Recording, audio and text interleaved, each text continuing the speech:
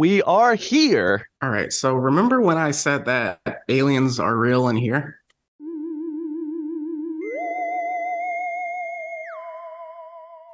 Yes. So, I mean, all these UFOs that have been flying around recently seems to be kind of backing my point a bit. I mean, I don't have anything to disprove it. I mean, I know aliens are out there, but the fact that they may be here is kind of wild. And think about it, that the alien theory it may or may not be better than what it actually is, what the balloons are. It's like we getting Red ready for Dawn. World War III. We all getting drafted. But yeah, I just know that if a balloon pops over by my house, I'm either gonna assume it's Pennywise or an alien. And honestly, I'd rather pick the Pennywise option. Who is essentially an alien. We don't talk about the difference, okay? I just know that I know how to beat Pennywise behind. Oh, how do you do it? Explain to the Uh, people. so main thing is like, of course, he plays on your biggest fears, right? But it's a two-way street. So whatever you believe can hurt him will hurt him. So if I believe that these hands can just snap his neck and kill him, it's gonna kill him. Certified pocket runners.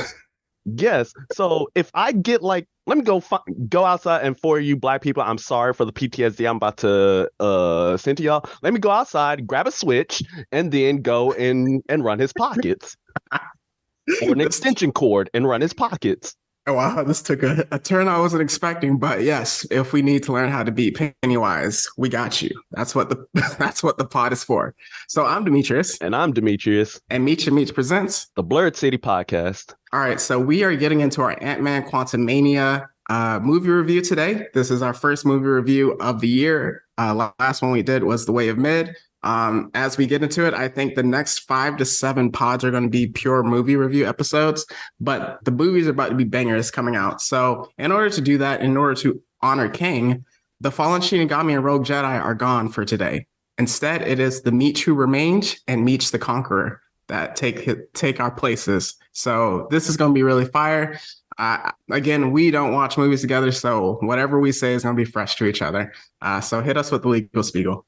All right. So the purpose of this podcast is to explore digital and print media. All sources we reference are owned by their respective companies, and our thoughts and opinions are strictly our own and reflect no biases or corporate agendas whatsoever. Your discretion is advised, and prepare to get conquered. So now we're post Super Bowl week, post Valentine's week, post NBA All-Star if you're into that as well. So a lot of trailers came out. Movies are getting really just hype right now. There's some things that we're going to talk about later in the show. One that's Marvel related, and then other things that kind of are hot right now. So Meech, what you got? What's hot for us? All right, so first, I'm just going to go ahead and get on the anime scene right now because there were 2 announcements that were made. But before I get to those, of course, Blue Lock, insane, as always, goated. One Piece, you already understand the deal, sir. You already understand the deal. There's the fact that Demon Slayer and Attack on Titan are both dropping on the same day, which is gosh. March the 3rd.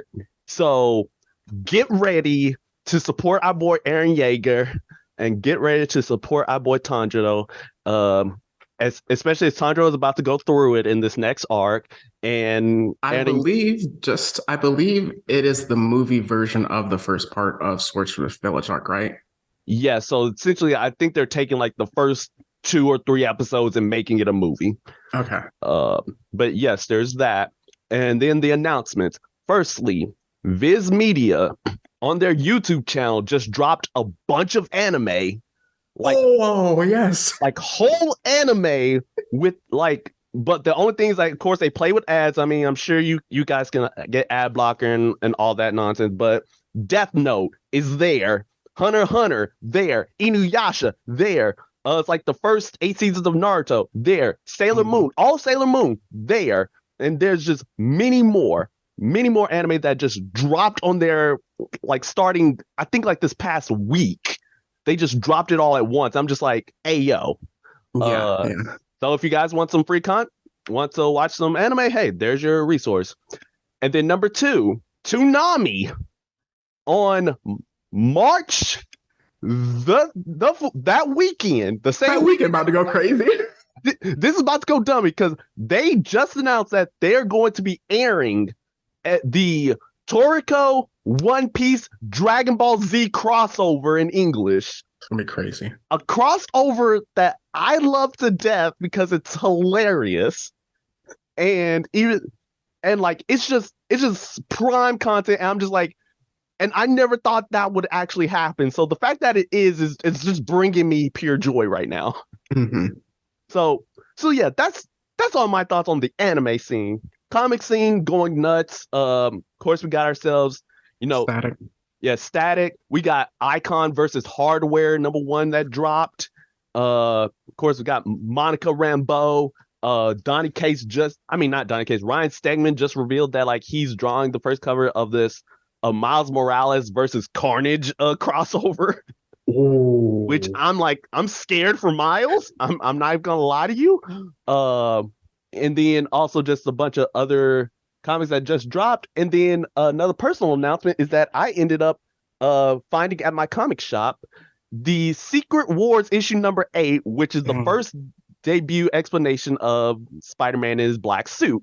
So I'm gonna get this bag and boarded, and you about to experience great. I'm about You to. want you want to shout out the comic shop? Oh yes, Third Planet Cosmos, which is a comic shop based out of Houston, Texas. It's an amazing shop. Go there for all my comic needs. But yeah, and then of course Vanish is coming back March 22nd. So get ready for more awesome content like that. And then of course I am Batman. So so yeah, that's pretty much mostly on the comic scene. You want to touch up? Oh yeah, I forgot. Last of Us is still hitting people in the hearts right now. Is I have one question about comics.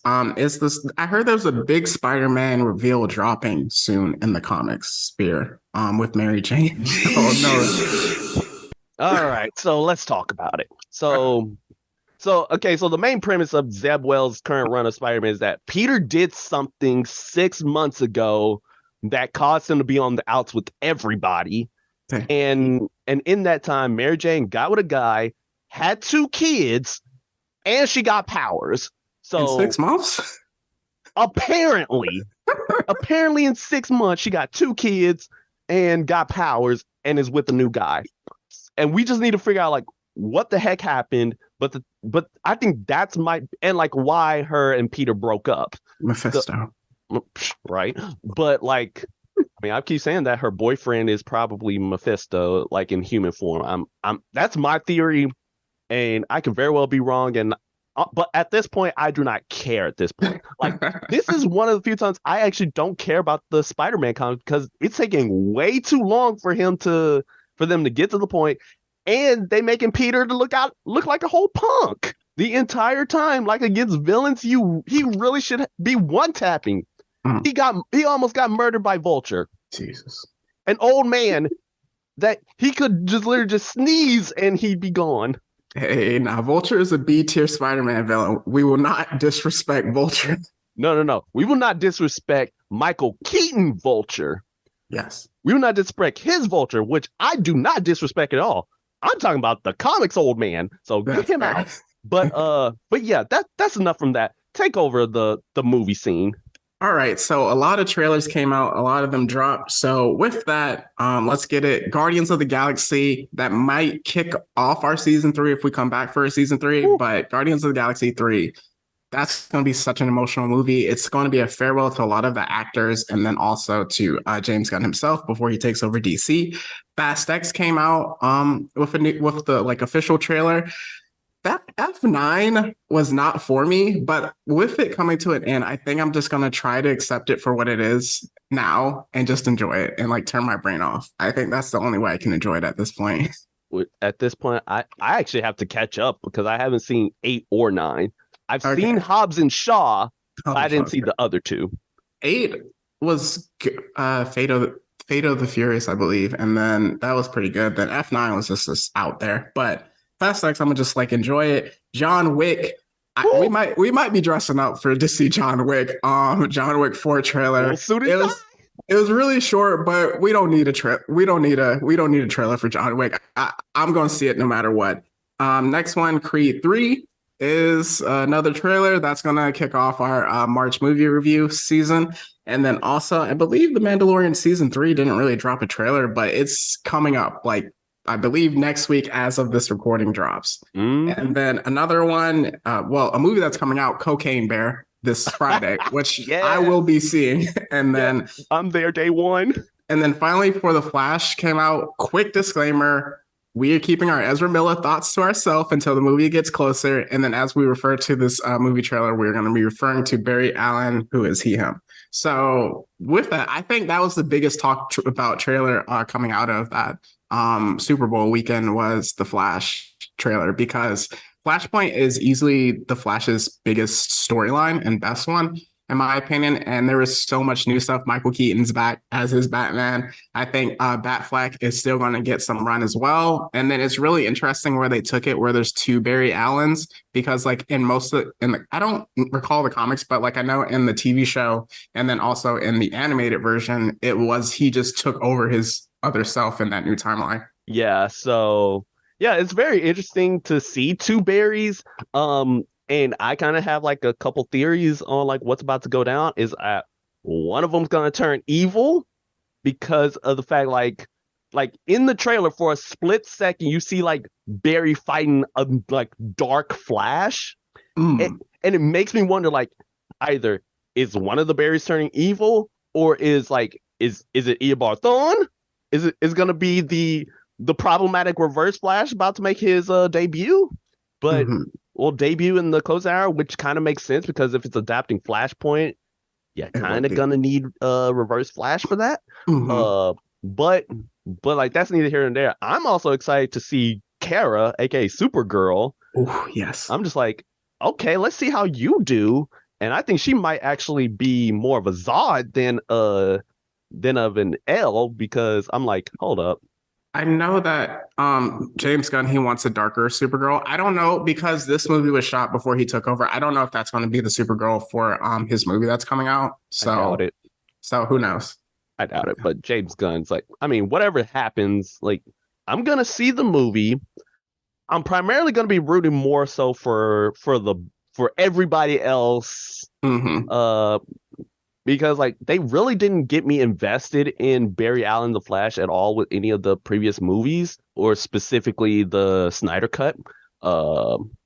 And Justice League. But like if this movie like sells me on Barry Allen, I'm like, okay, cool.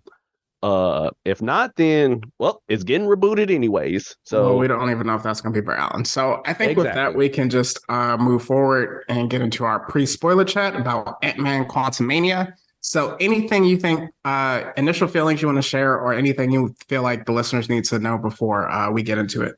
All right. So my main thing is the fact that like when this movie was about to drop, there were like a bunch of reviews saying like, hey, this movie's mid.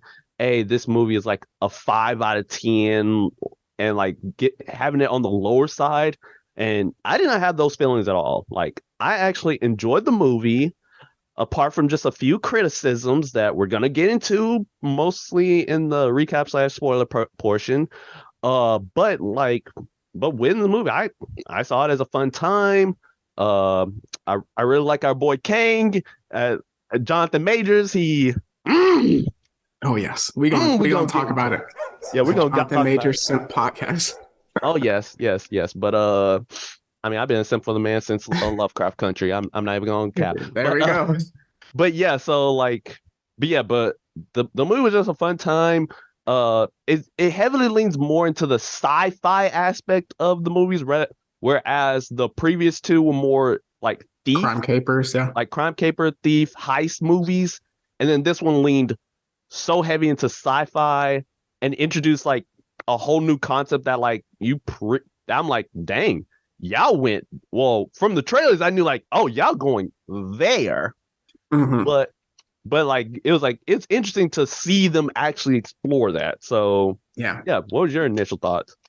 I enjoyed it. I did see the same thing. Like first reviews were like, "Oh man, this is garbage," and then see, this is why I really hate that movie reviews come out like on the Tuesday that a movie drops because it affects like if people like we're obviously going to go see it, but like people that are on the fence are going to be like, "Oh, that," and even if it doesn't like stop you from going, it ruins like your mindset going into it if you see it.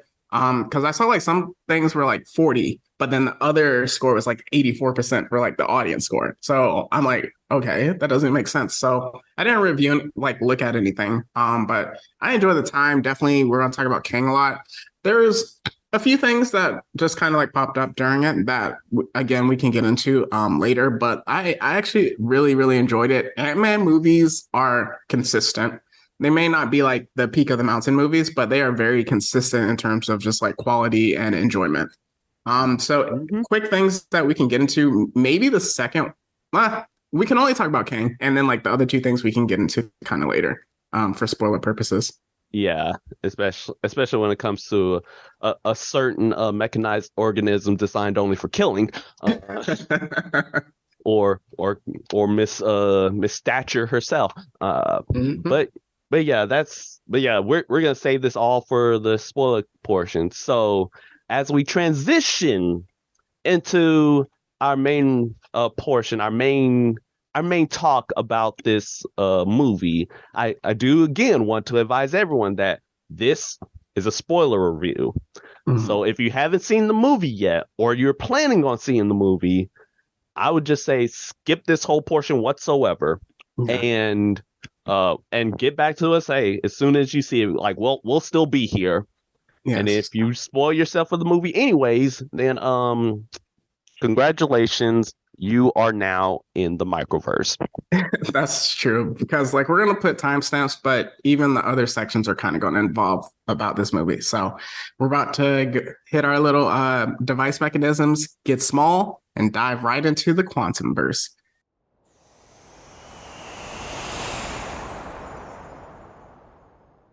All right, so here we go. Kicking it off, it's a very straightforward story, which I really appreciate it. So let me just like speed through the beginning. So essentially, Ant Man is living that post in game world, trying to figure out what he's want to do. He's a successful book author. His daughter Cassie, who's grown now, well, quote unquote grown now, teenager, is arrested and then gets out. And it's essentially like her pushing him forward, saying that, hey, now that you're still an Avenger or whatever, what are you actually doing in life other than like writing books? Like, how are you helping people? So with that, her grandpa Hank Pym, uh, Jane wasn't a part of it, and then also Hope was. They were kind of looking into the quantum realm, sending. I don't know how they describe it again, but essentially like sending a beacon into the quantum realm, and then hoping someone pings them back. Essentially, Yeah, so yeah, and because of that, Janet got really uptight about it, and seemed really scared. So essentially, from there, like you see why she was scared, because mm-hmm. they ended up, all four of them end up getting transported into the quantum realm, or as I'm basically gonna call it from this point on, the microverse, because Yeah, they literally end up like below the quantum realm into a universe, a subatomic universe. So yes, they are in the microverse at this point, which is what it's officially called in comics. And yes. of So. course, they got separated. So it's Cassie and Scott, and then the Pims. Yeah, I really liked it. It was kind of like that generational feel with it because on one side with the Pims, with Janet, she was obviously stuck there for 30 years. And then it's like her, Hank, and then Hope kind of just like traversing. They have to find. She's like terrified of the microverse, as you said. And then on the other side, it's essentially Ant-Man and Cassie, where they're trying to also find them, but they end up meeting not raiders, but like a resistance essentially, which was actually a funny scene because when they got snatched up, I thought those were Kang's people, but it ended up being a resistance. They end up drinking like this jelly that helps them understand the language in the microverse, as I say. Just like speeding along because it's really just like a lot of talking and exposition into that. But essentially, we find out that Kang, actually, how the movie opens up is Kang saving Janet in the microverse with that, which is really cool. And he asks where they are. So with that, they eventually get caught by Kang on one end because they attack. Because MODOK, which is a really funny scene, like when we talk about MODOK, how did your theater react to MODOK? They were silent. Really? Yeah, my theater was mostly quiet for like Mine was majority. geeking out the entire time, like dying when MODOK was on screen. Yeah, I like, especially like when it's revealed that that MODOK is actually Darren Cross, aka Yellow Jacket from the first movie. Yes. I think I was the only one who had any semblance of a noise. I'm like, hey, yo! That was interesting. That was definitely a turn on MODOK. And just with that, like the design of MODOK, because I know people are like, oh, why does MODOK look like? MODOK is one of the most ridiculously designed characters in Marvel, period. There is no way to actually make MODOK look good. And just with that, next year when Captain America New World Order comes out, when we see the leader, it's going to be the same situation. Like, you have to understand these are from comic books. Like, there's only so much you can adapt with it. And that's why a lot of the early X-Men movies, they tried to make it just like sleek, normal instead of like the vibrant The suits of the leather 90s. instead of the yellow spandex. Yeah. So with that, Scott and Cassie run into MODOK, who we learn is working for Kang, and he is like really kind of unstoppable at the time when they meet him. They attack the resistance, so a lot of people get arrested. So that's kind of where their storylines ends. And then Janet, she meets up essentially with another resistance group. And a really cool scene, we get Bill Murray stepping out of the spaceship, if you want to take it from there. Oh boy. All right. So apparently Bill Murray's character, aka Kryler, he and Janet used to be together Yes. from insinuations from their conversations, and he ends up betraying them, like wanting to capture, because he part of the Kang dynasty, if you will. Mm-hmm. And so of course they had to escape, and Bill Murray gets killed by the very squid that he was gonna eat, because Hank Pym, Well, like, we don't see it, but yes, we can he assume got he killed. died. He died. No, you know he got killed. Uh-huh. But yeah, they escape, and then we get to learn why Janet never talked about the quantum realm on its own, which I'm gonna get into later. But essentially, like, it's because of the fact she helped Kang out, and then they helped each other, to rebuild his ship and like create the core needed so they can traverse the multiverse together, Mm-hmm. and so Janet can be with her child, be with Hope again. But unfortunately, fortunately, she ends up like peeking into Kang's memories and see that he has pure Black Air Force activity, Mm-hmm. and resolves herself to destroy the core, or specifically, she uses a lot of her Pym particles to expand it outwards, Mm-hmm. and basically just put it into a giant prison that's near inescapable. Yes. Uh, and of course, Kang, he got his powers back, and he on the warpath ever since. Yeah. So with that, there's two things that I really liked about this movie, like at this stage that we can talk about. One, with Janet, they really gave her a lot of room to cook. So Michelle Pfeiffer Michelle was Pfeiffer. was eating in this movie. Where it's just like they gave her backstory, they boosted her importance to the story rather than just like, oh, I need it to be saved in the quantum realm, like in the first two movies. And just like, oh, I was actually doing stuff in the quantum realm. So with that, and then also the way they talk about Kang was like the way that Gamora used to talk about Thanos, and where it was just like, oh, if him and like this is his goal, and if he comes here and like, oh, this is a It's problem. over.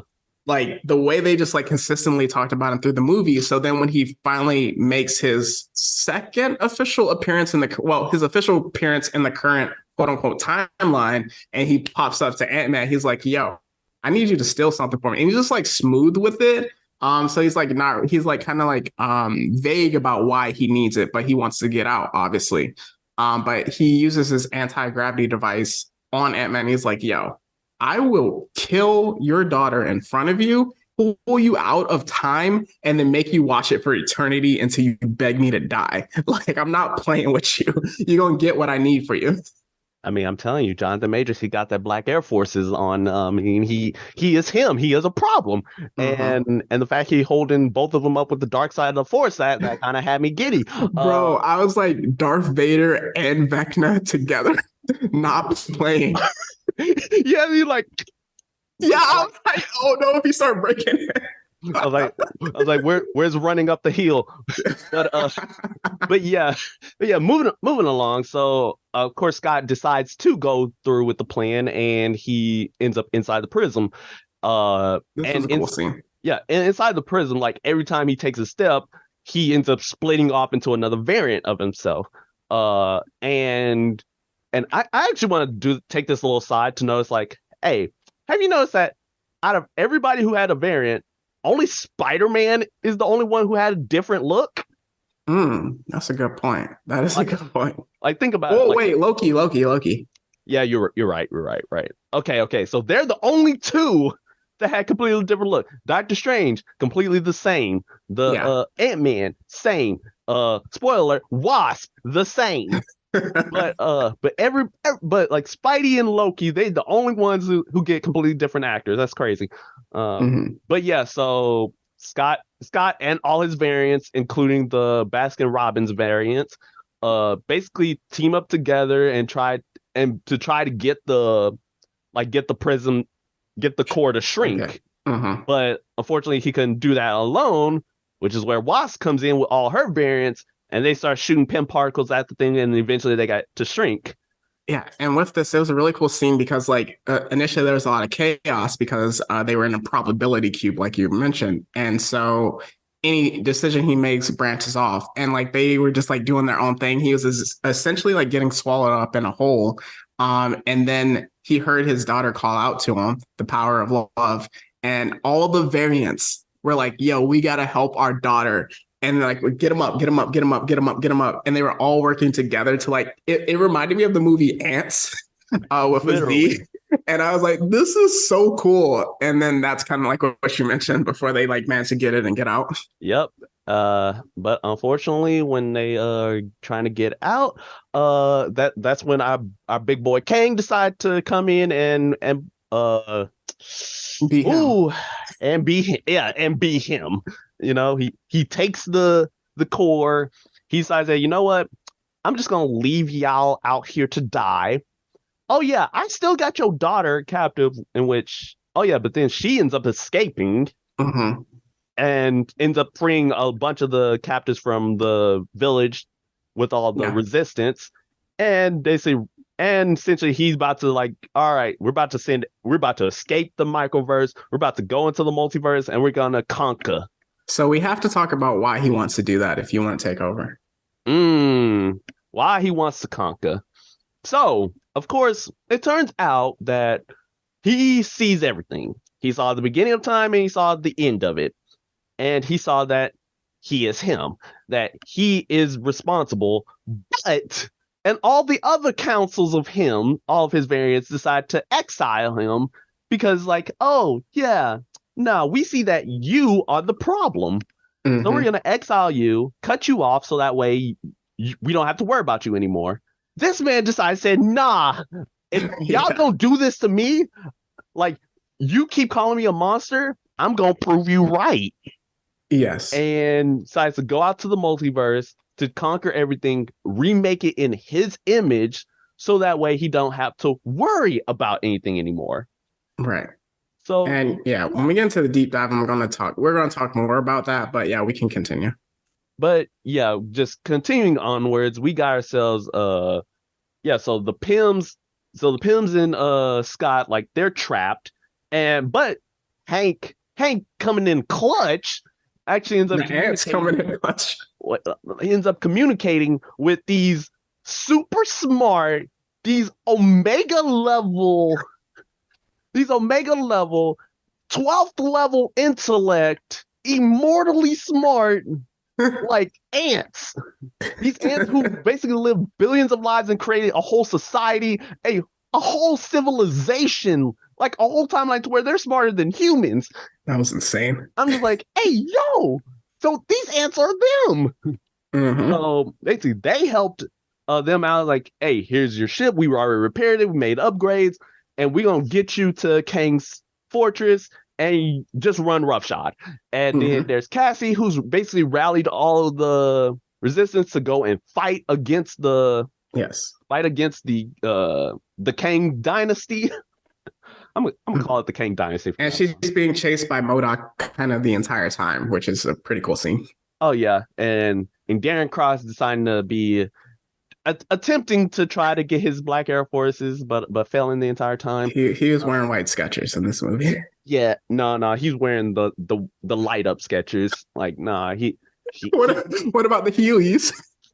I nah think light up Skechers might be worse. nah. At least Yeah, Heelys were actually kind of lit. Heelys yeah, were lit. light up Light up Skechers. Skechers is just nah. But yeah. So essentially, Cassie ends up beating the mess out of Darren, and basically, Because she gets big, yeah. yeah, she embiggens. Oh wait, sorry, wrong character. But she grows in stature, and she ends up like basically giving one of the best like lines of all times, like, "Hey, don't be a douche." Yes, And but not with that word. yes. Another word that begins with the same letter. But and he's like, you know what? You right. And then she of course reunites with Scott, and Hmm. unfortunately that reunion is cut very short Hmm. because Kang, he sees all the havoc that's going on. Everybody's rebelling. His own peoples are on the ground floor and just like Hmm. getting decimated. Yeah, I And get better henchmen. yeah, he needs to build better henchmen. Like these, but at least they're better than stormtroopers. But he decides, you know what? If you gotta do something right, do it yourself. Oh my God, the scene.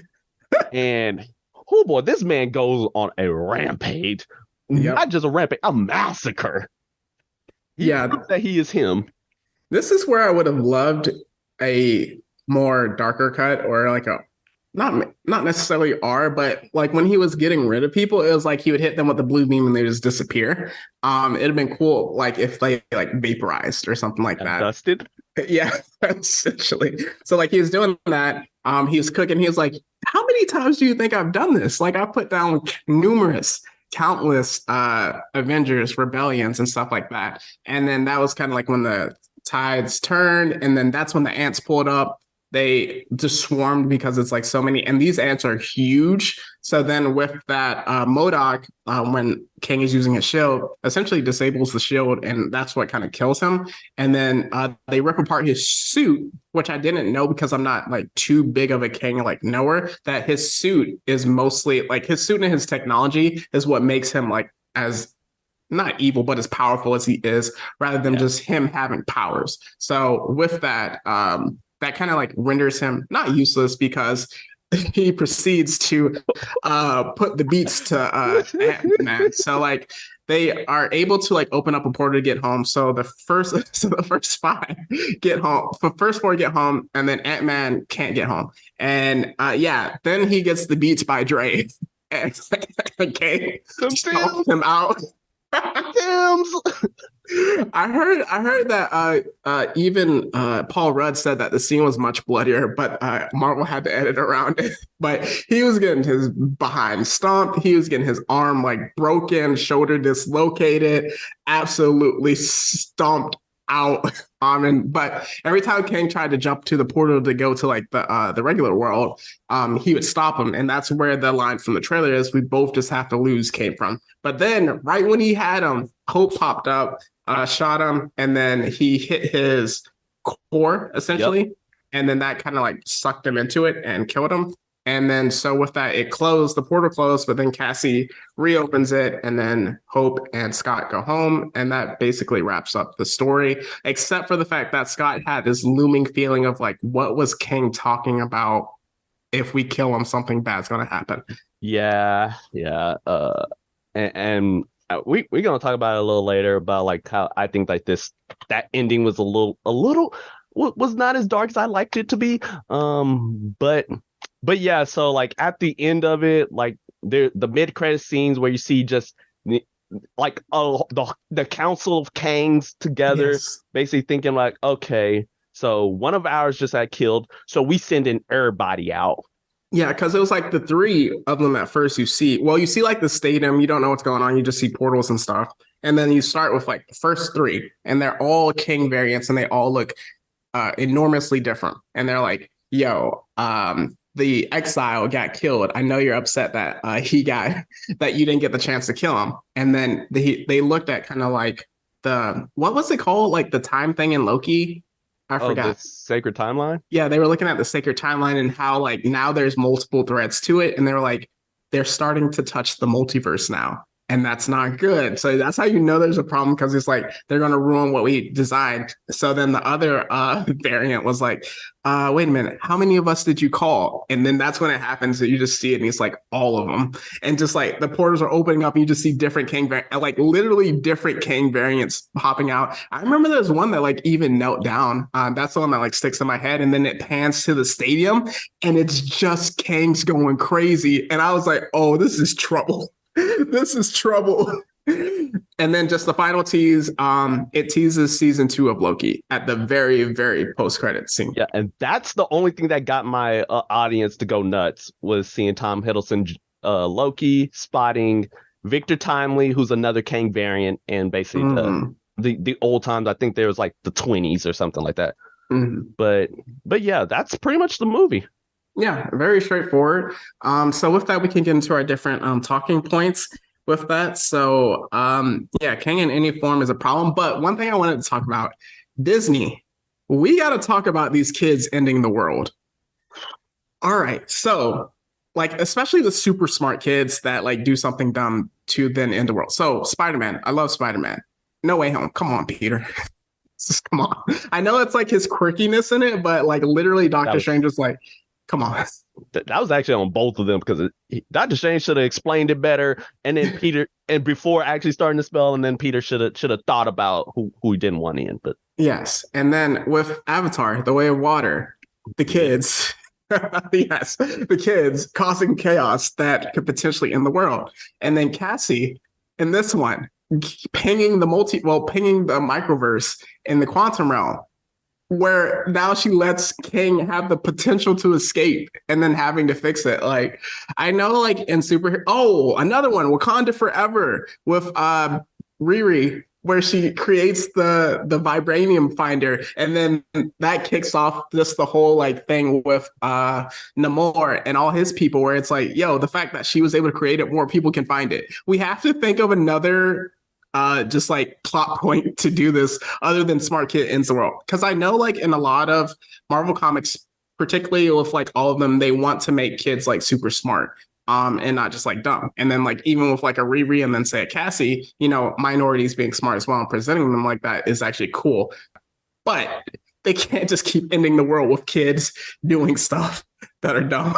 I mean, yeah, like I had problems with Cassie with this movie, a lot of them, because like she's like oh yeah, I'm like yeah, okay, you should do something, but then I'm like so that involves you getting arrested, that involves you using your powers recklessly, using your smarts recklessly. I don't Okay, think that presented that in the best manner. no, they didn't, but then again, it ties into my other issue, which is Janet. Ooh, okay. So here's my main thing. Like I get like, okay, you went through 30 years of straight torture, all right? And you thought you were never getting out, and you did. Uh wouldn't you think it might have been a smart idea to tell your family immediately, like, hey, all right, I'm Yeah. back, right? Here are all these things that I did. Here's all of the problems with the microverse. Because if I don't tell you and y'all try to, because you know your husband is smart enough and he gonna try to talk, either he gonna try to talk about it, he gonna try to figure it out himself. Mm-hmm. And now and then you realize that basically your granddaughter, Cassie, like she's just as smart and just as curious as Hank. Yeah. Do you think that keeping it a secret is gonna help anybody? I just noticed something. And then it's like I escaped from it safely. Okay, I'm not going to tell anybody. With Thanos, well, people in like space and the universe knew about Thanos. Obviously, Earth wouldn't know. But Gamora and the Nebula, every time they talked about Thanos, they were shook. Like they were like saying his name whenever they got the chance to. Obviously, they couldn't know what he was doing like in the interim or like when they weren't around him. But like what you said, like when you pop up out of the quantum realm, one of the things that you could say, I know that you're like probably traumatized, would be like, hey, there's somebody in the quantum realm that if they get out of the quantum realm, will end multiple timelines, will end our world. We cannot let them out under any circumstance. Just leave it alone. But it could be like one of those things where like with kids where you say like, don't do that, don't touch that. And then they immediately do that and touch that. So who knows? Look, I'm just saying like but that's because they're kids and they don't know any better. These are basically teenage. Well, there's a grown adults plus a teenager who is smart. Well, let me just say this one thing. But not mature. In the year of 2023, do all adults really know better? Hank should know better. Hope should know better. Because God definitely knows better. There's the mad scientist theory where they have to do it. But yeah, you're right. You're right. I completely agree with you. Yeah. I'm like, I think Scott is probably he was the voice of reason for this entire movie. Like, yeah. I'm like, yes, I'm on his side the entire time.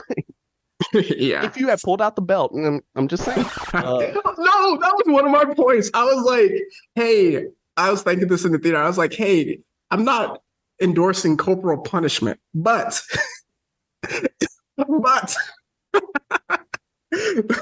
that's how we turned out so well, right? Mm-hmm. We ain't causing problems in the multiverse. Just in different verses. Just in this current one. But yeah, that's our main discussion about that. Like, hey, let's do a different plot point than having kids ending the world. But let's go ahead and talk about our boy. Let's talk about him. Let's talk about him. Problem. Absolutely. There's like, because we're gonna like talk a lot about Kang and like our other two main portions, but the way Jonathan Majors embodies Kang and characters is so incredible. Because with He Who Remains, when he talked about it, it was like he understood that what I'm doing is more or less wrong, but it doesn't matter because it's better than the end result. And so like he portrayed that character who was watching over time and being protective. And then with Kang, the Conqueror, it was like that version of him where he's like that anger underneath the surface. And he played that so well. Like with his eyes, he conveyed emotions. Like in that scene where Janet touches the essentially his pod and is like she finds the memories. And like he has that look of like, I know what you just saw. I don't want to have to kill you. Just come with me, because if you make this an issue, I'm gonna take you out and I'm gonna leave anyway. Yeah, like he basically like portrays the manipulativeness of Kang, where he gives like a bunch of half truths. Like he is expertly capable of doing that, and Jonathan Majors is just amazing actor overall. And I'm just like, yes, let's go, sir. Yes, and kind of with that, another talking point, because we are going to talk about more Kang, with them going into the microverse quantum realm and it being so, I got like a Star Wars feel from it. I was like, yo, if Star Wars actually did this sometimes instead of just like Tatooine, then it'll like feel more like going into space. But the multiverse saga is going to take us to a lot of different places, like going here, and then in the next movie, it's going to be the Guardians of the Galaxy in space, and then with the Marvels, obviously that's going to go to space too. So with that, we're going to go to a lot of new places, see a lot of new things, and it's going to try to break our brains with that. Absolutely. Where's Luis at? That too. I was like, this movie, I missed him. I missed Luis. I missed him. But yeah, let's go to the awards. All right, and now we are getting to our Ant-Man Quantum Realm movie awards.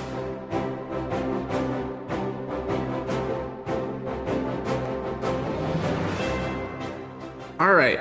It's been a long time since we've done this, but for our first award, it is the Stealing Money Award, and it can go to none other than Bill Murray who had his one scene. It was actually longer than I thought it would be initially, but the spirit of the award, just character actor who comes in, and just like they steal money because there's such a big name to be in it for such a short time.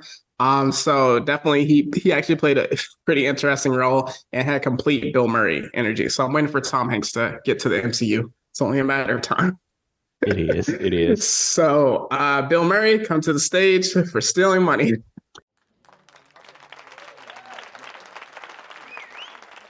All right. So my first award is the biggest idiot award. The award goes to somebody who just made terrible decisions, and you see the consequences of it. It pains me to say this, but Janet Van Dyne, come on down. Like Okay. the fact that you did not notify your family about this problem that exists in the quantum realm, and you didn't say this for what, like maybe a few years, like either a year, 2 years tops. Heck, maybe even three. We don't even know like how far down the timeline this was from Endgame. But like either way, you didn't say nothing for the longest time. And because you didn't say anything, it basically galvanized Hank and Cassie to essentially do the things that they did. Because if it wasn't for you saying nothing, because you didn't say anything, it led to the events of the entire movie, and you got to see entire problems. So, Janet, I'm sorry to say this, you have to come get this award.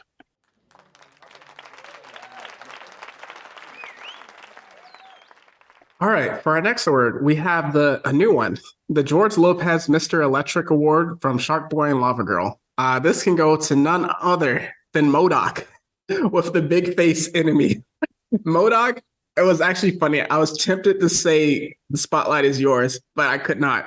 But MODOK, just with his design, and he was actually really funny. Like my theater was cracking up every time the mask pulled back and showed his face. And then they actually gave him more personality, I would say, than in the first movie for Ant-Man. So I'm just giving you that award because of the design. So come on, MODOK, let's get this award.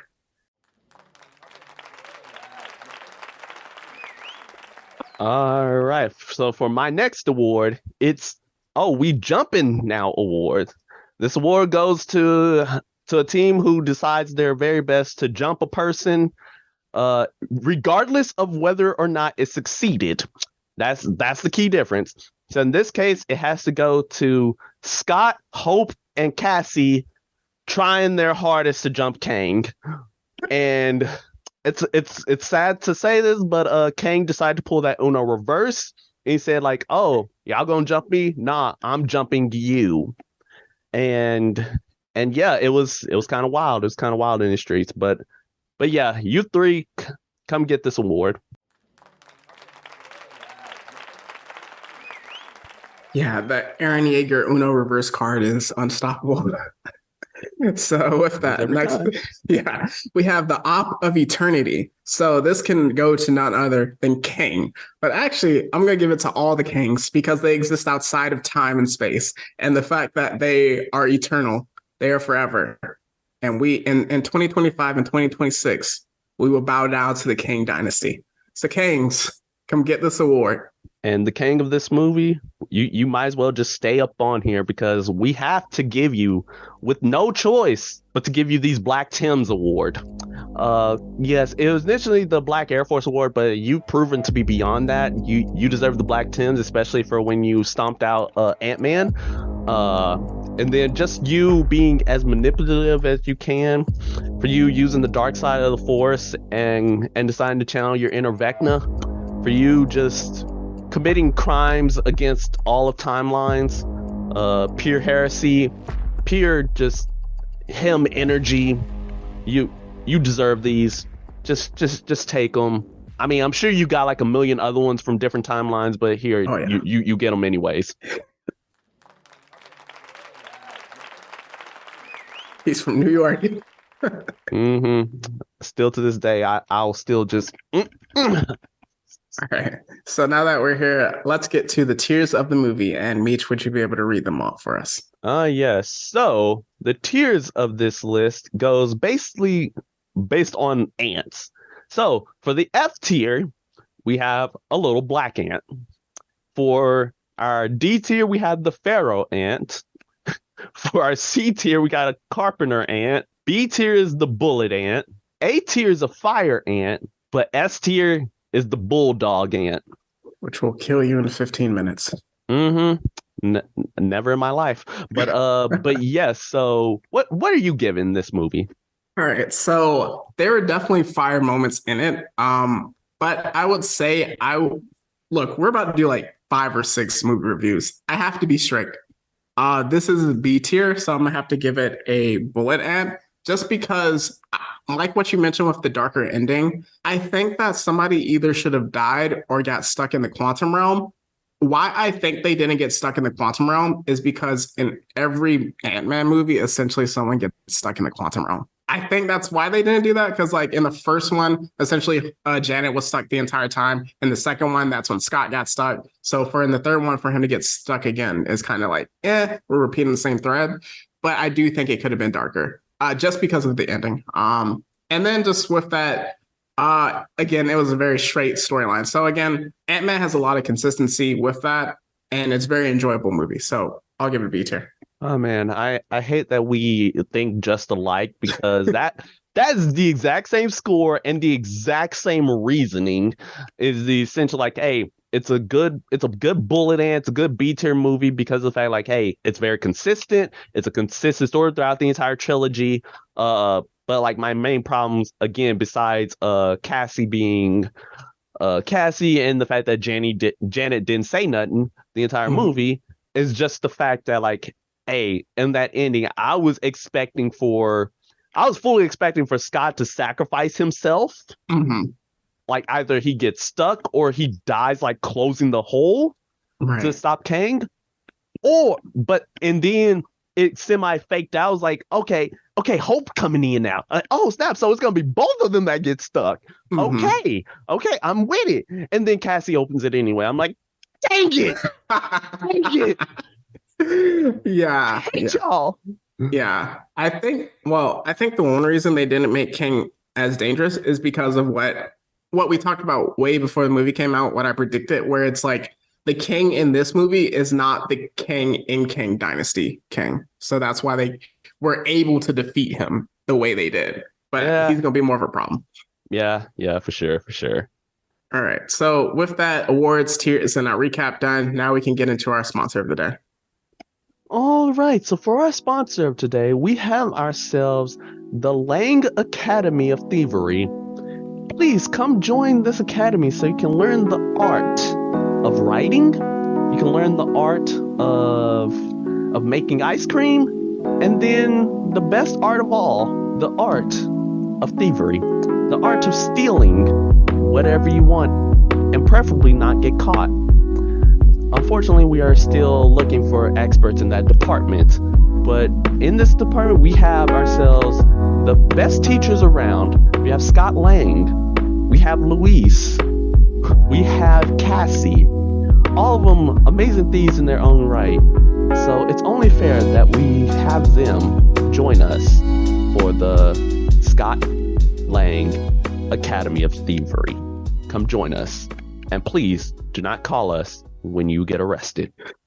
All right, thanks. Yes, because bail money is hard out here. So with that, it's been a long time since we've done a deep dive, but with that, we like to just kind of take out a portion of the time of the podcast to really just like get into a certain theme or topic that was touched on and central to the story. So one thing that was definitely central that they kind of pushed is time and the ones that matter most. So a real good fake out was like in the trailer, it makes it seem like it was they were talking about Scott and Cassie, but they're really talking about Janet and Hope, which was really cool. So with that, we're going to talk about our deep dive about time and the ones that matter the most.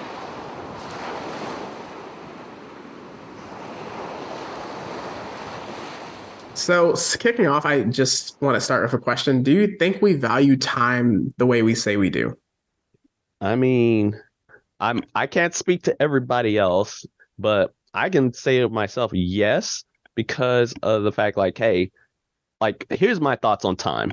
See, time is always going to be moving. It's always ever present. Like, and the thing is, like, with time is like once it's gone, it's gone. Like you can't Mhm. get it back. You can't go back in time yet to fix your past errors. So you gotta like learn from it, move on, not live in the past, but keep moving forward. Like think about the future and everything, and also living in the present. So like I value it because like I want to like make the best use of my time as possible uh until like the day I that somebody ends up clapping me Mhm. because I know like as the rogue Jedi I mean no sorry rogue Jedi he on break today sorry as the Conqueror my time's gonna come um Yes. like somebody's gonna rise up against me but yeah so time is very valuable to me. I would say it is for me because like one thing that people get on me about is that I'm very strict with like coming to things on time and Thank getting there you. early. And with that, it's because it's hear me out because people think it's like, oh, I'm just being strict, I'm being strict or whatever. It's essentially like you value what you put your time in. So like you wouldn't come to a job interview late. Nope. If you have a job interview at 10, you're gonna be in the building at 9:45. You're gonna be in the parking lot at 9:30, most likely. So like if like scheduling something with someone, you come late or it's like consistent lateness, that's kind of like what I feel is disrespectful, essentially, especially if it's a continuous pattern. I just think that I do value, but at the same time, why I would say no is because I don't think I always use the best utilization of time. Just with okay, working pod and then something that is really important to me is my writing, but there's so many times where it's like I'm so burnt out and I need that recharge and like okay then it's like okay I'll just like chill watch TV stream something play video games where it's like oh man I could be writing right now and it's just like that push and pull with time where it's like man making the most out of it but at the same time just like needing that those moments for me. So kind of like leading into my next question is what about time drives us to fear, irrationality, etc.? I think it's because of the fact, like, as I mentioned, alluded to earlier, like time is ever present, it's ever moving, and it's inevitable. It's just like the same thing as death. Like, like time is gonna keep moving, like whether you are here or not. And people like fear like wasting their time with things. People fear wasting their lives with things, and people fear that like fear having regrets about like different aspects of life. So like if you wasted your time doing this thing and like and then like something bad ends up happening because of it, like you're gonna be thinking like, man, if I had like just spent a little bit more time on this or that. Um and and yeah, it's just like and also like again we have limited time here like Mm-hmm. like we all gonna die at some point until somebody finds the fountain of youth and immortality let Wait, me we could use the juice from the whales in the way of mid. moving on but yeah so like you could like either way people are gonna die and like we're just fearful of like what happens when we run out of time. Mhm. Yeah, it's like you mentioned with that.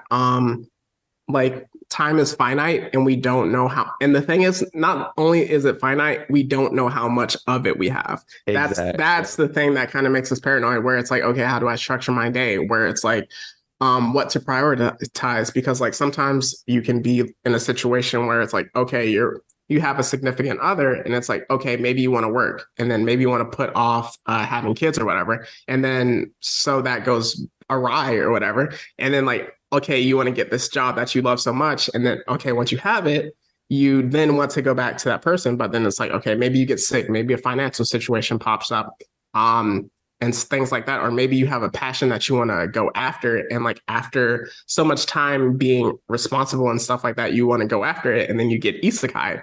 Because I literally almost got isekai yesterday by an idiot driver, but I survived. So with that, it's just like you don't know how much like it could be up. Like it could be like you just doing something mundane and then that's it. So I think that's what drives us to so much just like fear and irrationality with it because it's hard to accept it because we don't know. And as humans, we like to know. So Yeah, for sure, for sure. It's terrifying. So you got to make the best use of what we got. hmm So with that, I think another thing that was presented in this movie, which is really interesting. So initially, when I thought of it, it was the trolley morality question, where it's essentially you can clean it up if I don't explain it right, but essentially, if a train or a trolley is on tracks and one track is a significant person, other or person that you love, and it's just one, and then on the other side is just like 10 or so random strangers, like where do you switch the train trolley to? With that, Janet was presented with that option and also Scott. But as I thought about it like last night, Kang also had that morality question, if you really think about it, because he is like, I am destroying these multiple timelines because my variants are acting wild. So, like, first with Janet and Scott, did they make the right choice given the mid credit scene?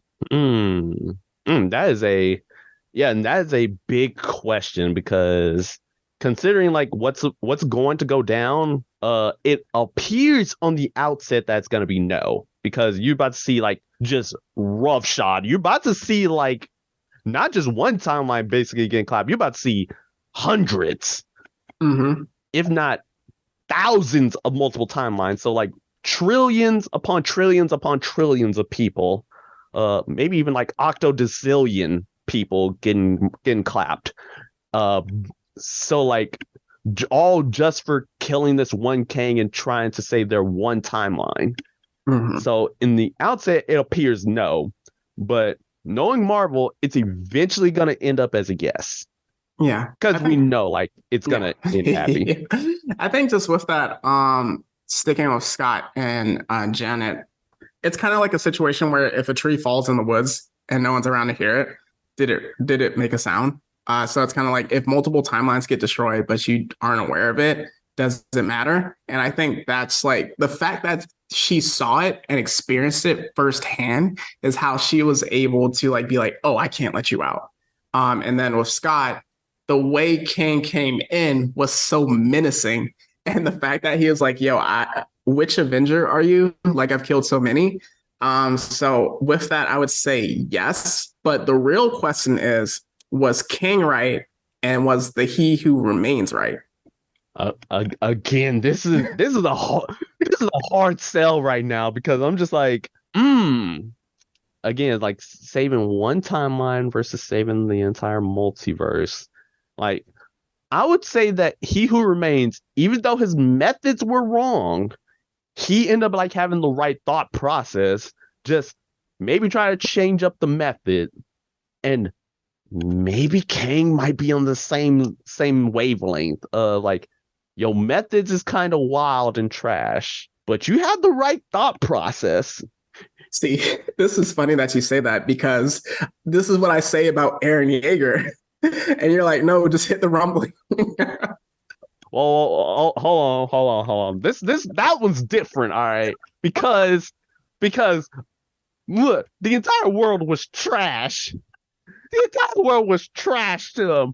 I don't blame him for committing genocide on a worldly scale because I might have done the same thing allegedly. But at least but Kang again, like he's trying to save like whole worlds and but like his whole plan of just like indiscriminate murder when there's like nothing that was wrong. Whereas Aaron Yeager, we know that the population was guilty. All right. So that's interesting. I would actually say I want to say yes, because hear me out why King and He Who Remains are right. How messed up do your other selves have to be for you to be like, I have to destroy timelines to make it one because what they're doing would be so much worse. Think about it. He Who Remains was like, if there's a variant that goes back in time or does something that they're not supposed to, you have to be erased from the sacred timeline. And I created an entire organization bent on protecting the sacred timeline because my other selves are wilding. And then for Kang to be like, I essentially have to do the same thing and kill these worlds because like I'm the crazy one. That's the thing. Like they exiled him because he thought they were wilding too much. So like, and like the fact that he was like, I've seen it all. I see how it ends. And it's because my other selves are playing with time like children. I think they might have a point, but again, with you methodology. But that, oh man, we're gonna get into the next section about just like where we're going next. But yeah, I think they might have a point to an extent. Yeah, yeah, and again, that's just a testament to how just down horrendous how how diabolical those other variants are. Oh yeah.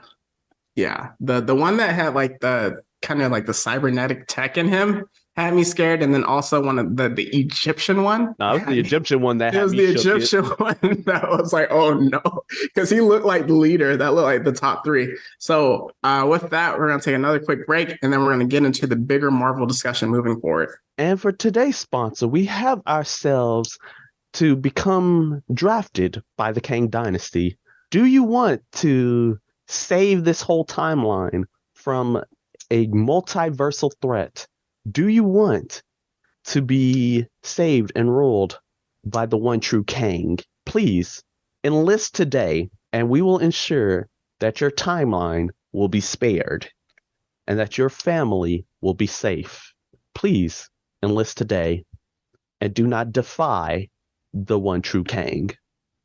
We're back for all time, always. So with that, every time we have a Marvel movie, we like to look at the bigger picture of Marvel moving forward. But with that, we're going to get into one of our favorite segments, the random fan theory of the week. So with that, I am partially off of my parole, but I'm Yeah. still strict. It's still strict though, so I had to be careful with that. And my random fan theory is about the fans. So here's the thing: I think that Phase 4 got a lot of flack, but it's not because of the quality of the movies. It's because of the TV series. So hear me out. So Phase 4 had some absolute bangers. Well, let me just say all the movies at first. So Black Widow is better than Captain Marvel. If you flip which one gets, like if Black Widow goes into Phase 3, no one would say anything about Black Widow the way they do. And then there's also the COVID controversy and then how they released it controversy. So Shang-Chi and Legend of the Ten Rings was fire. That bus scene is one of the best scenes in action scenes in Marvel, period. Eternals, I have not seen. I heard it's not as bad as people say it is. I just heard it's not great. So mid, exactly. Phase 3 had some absolute bangers, like obviously, like introduced two Spider-Mans, obviously Endgame, Infinity War, Black Panther, so much like Captain America Civil War. Like you can't touch Phase 3, obviously. Staying with Phase 4. Spider-Man No Way Home is one of the best superhero movies of all time. One of the best superhero movies of all time. Period. Doctor Strange in the Multiverse of Madness is as good as the other Doctor Strange movie, which is in Phase 3. So it's just like the same thing. Thor: Love and Thunder, I gave my opinion on Ragnarok. I thought Ragnarok was too much joking. And with that, it's because he lost his world, he lost his dad, his sister came back, was evil that he didn't even know. Lost his hammer. Lost his hammer. They essentially ruined one of the best Hulk storylines and the most popular one, in my opinion, but I'm not going to go into the Hulk rant yet. And then also with that, Wakanda Forever, very emotional and passionate movie. So with that, but if you get into the TV series, WandaVision started off hot. And then once they kind of started playing with us with the Quicksilver. That's when it dropped off. And then another thing about expectations, we mentioned in our very first recording with Multiverse of Madness in our Patreon episode, Mephisto is about to ruin Marvel. They need to say Mephisto's not going to be in it, or they need to like address that immediately, because Mephisto is going to ruin Marvel. Because there is like speculation in every movie about Mephisto in Phase 4. Falcon and the Winter Soldier, very emotional, very good. There is a villain problem that when people talk about it, I can agree with. With that, Loki, excellent. There is no issue with Loki. Next one, What If? Up and down because it's like a periodic episode. Not periodic, but it's Episodic. Episodic. So like it tells a different story every time. It did tie in. That would have benefited from a Netflix style release where they just drop every episode at once. With that, Hawkeye was actually really well received. And then the Kate Bishop breakout role. So Hawkeye, pretty good. Moon Knight was good, had a villain problem. Why I say that? Look at Ethan Hawke's performance as the villain in Moon Knight, and then look at his performance in The Black Phone. It looks like two different actors with two different like inspired performances with that. So Moon Knight was good. Miss Marvel started off very hot, and then they introduced the villains, and then kind of like there ended up being like a light fight at the end. I don't like how they did her powers, but that didn't ruin the show for me. The way people were making out, obviously. See, I'm going to say controversy, but people obviously have racism and sexism with that. So that kind of kicked in. That had nothing to do with the quality of shit. Yes. Speaking of racism and sexism. Next one, She-Hulk. She-Hulk, like that, like What If, should have been dropped all 9 episodes or however many episodes at once, in my opinion. They made the Hulk joke again. But with that, why I say like the TV series kind of ruined it is because it made Marvel feel like work. When you're like releasing a movie every 4 to like 5 months or whatever, you can like digest it. But with the TV series, it felt like work for the first time. And even Marvel's addressing that because like news came out that only Secret Invasion TV show and Loki season 2 are confirmed so far for this year. So that's my theory. I mean, yeah, that's pretty good theory. Yeah, I do think like, hey, the fans are kind of, yeah, they make or break a certain phase. So if reception's good with them, then hey, that phase was good. And if not, then it'll cause like repercussions for the rest of the phase and then the phase after. So with that, we can go to where Marvel goes next. So next movie is coming out, Guardians of the Galaxy, May 5th. The Marvels apparently got pushed back 4 months to November 10th. Yep. I forgot that it was supposed to come out in July, but that got pushed back because there was supposed to be a trailer during the Super Bowl for it. So I don't know what's going on with that. But I heard that Kamala is the absolute star in that movie. Loki season 2 and then Secret Invasion. Oh, yeah. So I think like my main thing for at least this phase is, of course, as a more setup for the Kang dynasty. As far as like Guardians 3, that one's more of a send-off movie to the entire Guardians team. The Marvels is probably gonna like boost. Yeah, it's gonna boost up Kamala and Kamala.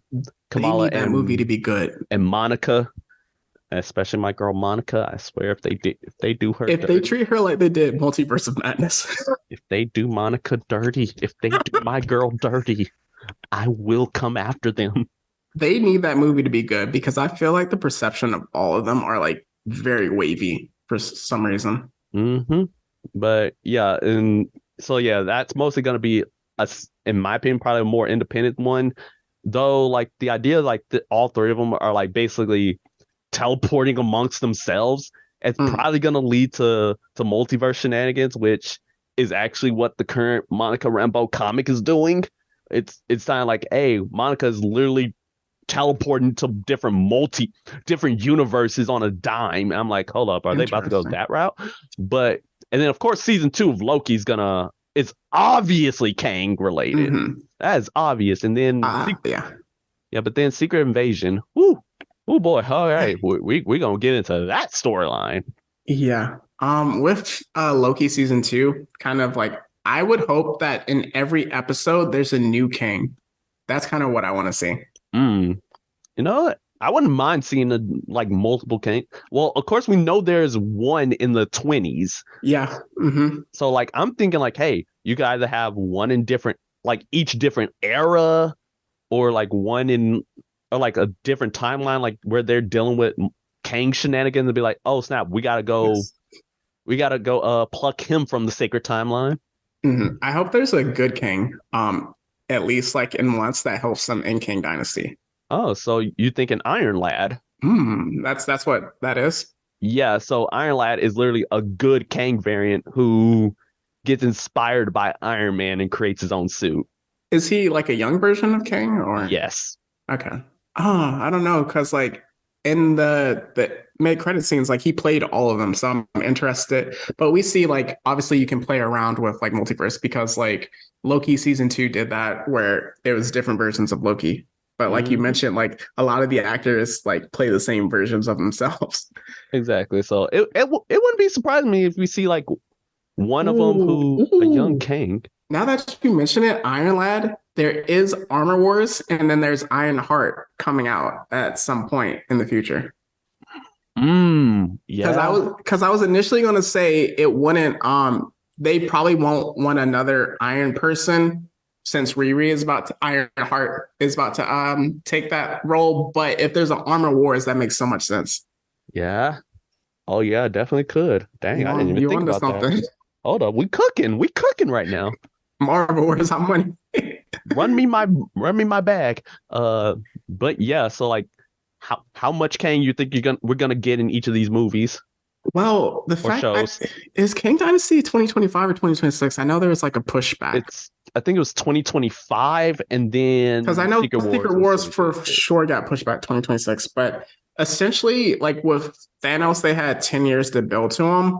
With King, he has 2 years. I don't know if he'll be in Secret Wars or not, but with that, I think we're about to see Jonathan Majors carry Marvel. This is about to be crazy. A black man is about to carry the face of Marvel, like the next phase. That's about to be insane. But he's an absolute star, and I think he can do it. And what I was so happy about the fact that that Kang wasn't the one that's going to be in Kang Dynasty is the fact that we get to see him as different Kangs. So we get Mm-hmm. to see him act, and Yeah. that's going to be incredible. Yes, sir. Jonathan Majors, he is him. Again, I love the man. I will simp for him. If I met him in real life, mm, you don't know what'll happen. I may need to like grab his number and be like, hey, bro, let's hang out. Hey, give me in on your workout regimen. Come on. Oh, you saw the Dope Flamingo pic? Yes, yes, I did. All right. He is him. All right, we gotta stop something. We gotta keep going. Okay, let's keep on moving. Young Avengers, let's go.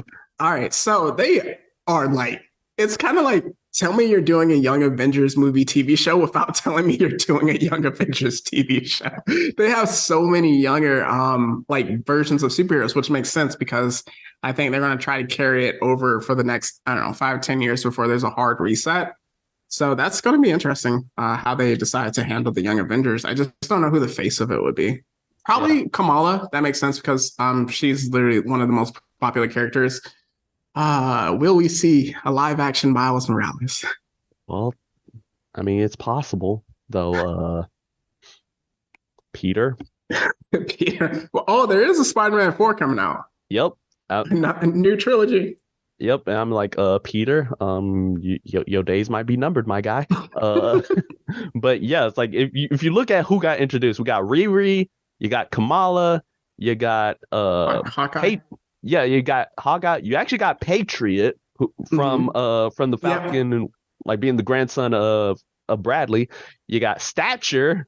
And then of course you got like Wiccan and Speed, the two Maximoff twins, which In the multiverse, yeah. yeah, in the multiverse, and then there was a team variant of Loki, so I mean, you can plug Oh, him. we also have Love.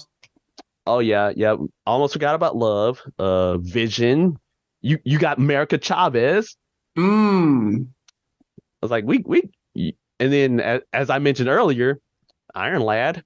yes. So hey, we in there, and then again, if we mention Peter Parker or Miles Morales, which R.I.P. Peter if Miles gets introduced, but either way, it's like you got the Young Avengers lineup. Mhm.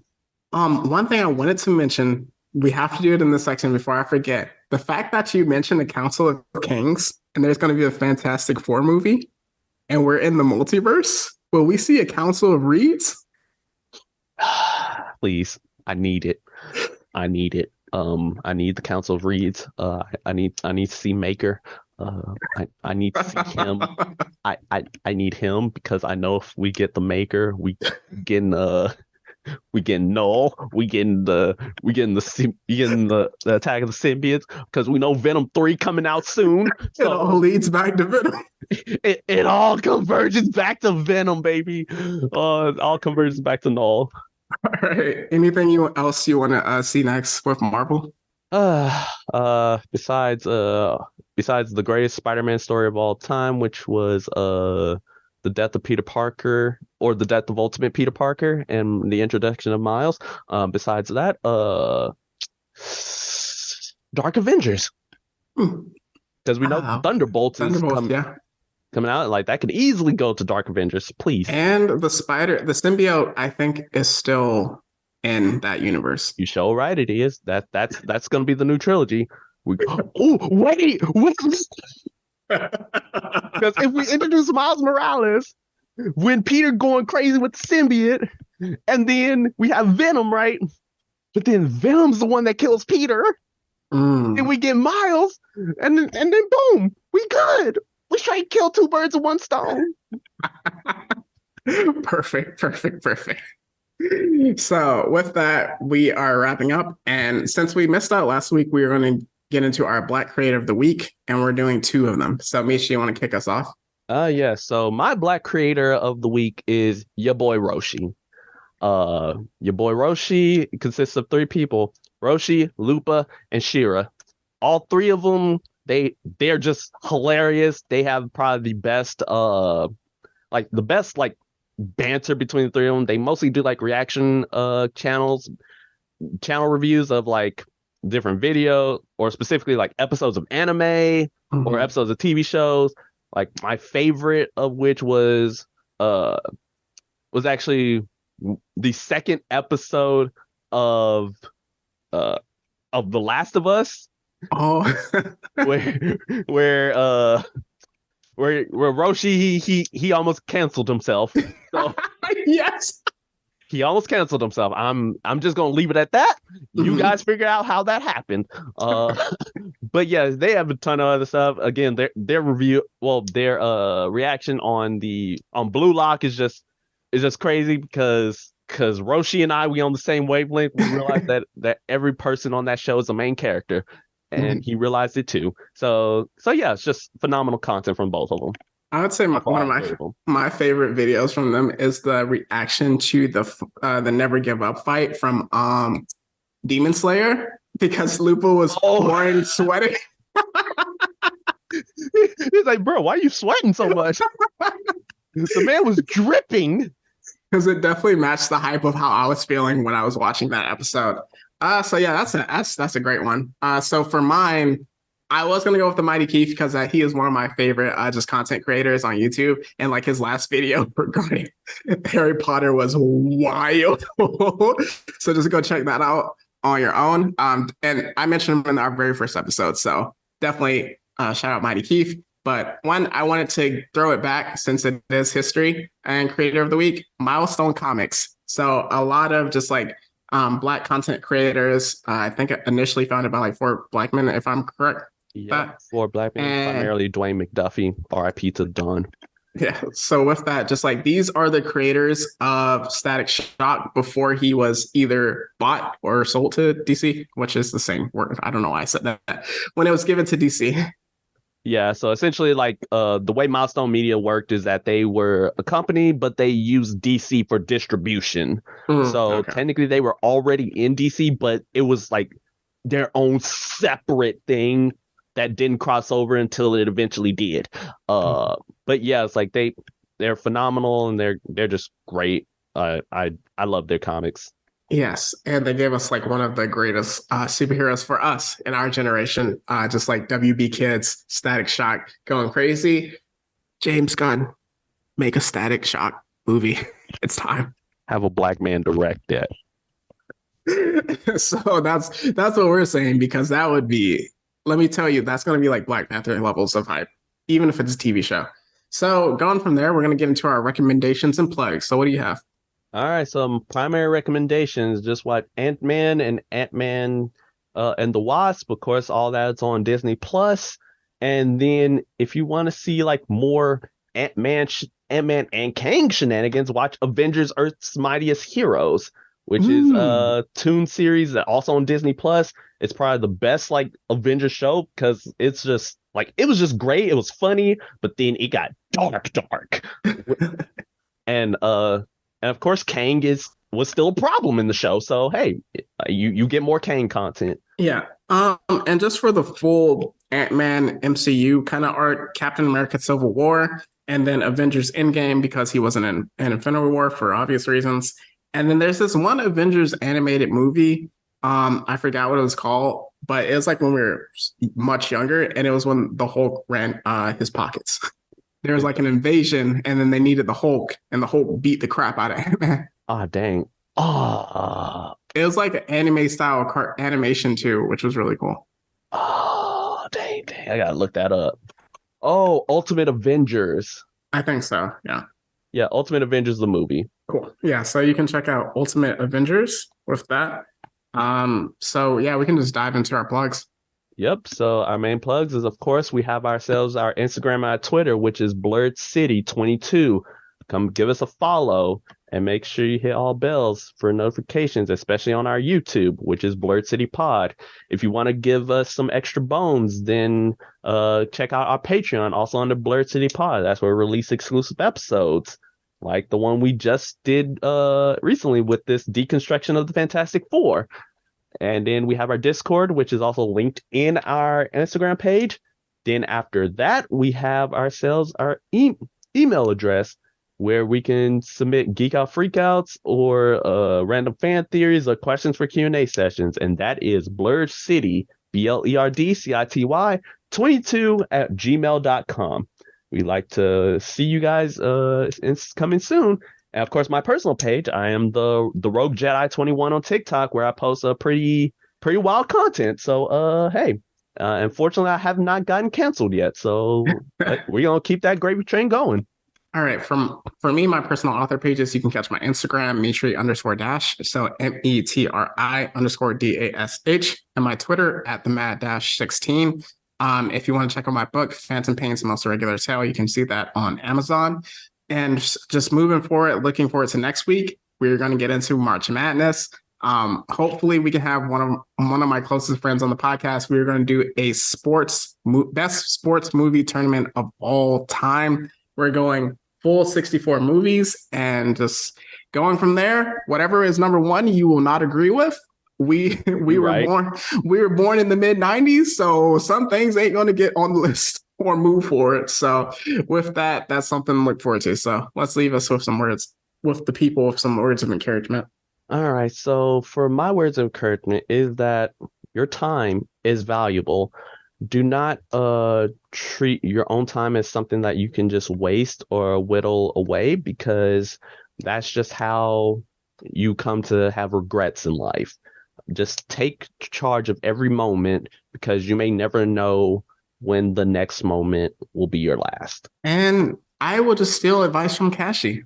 Cassie, it's never too late to not be a douche. So, as we'll say, it's not goodbye forever. It's just goodbye for now.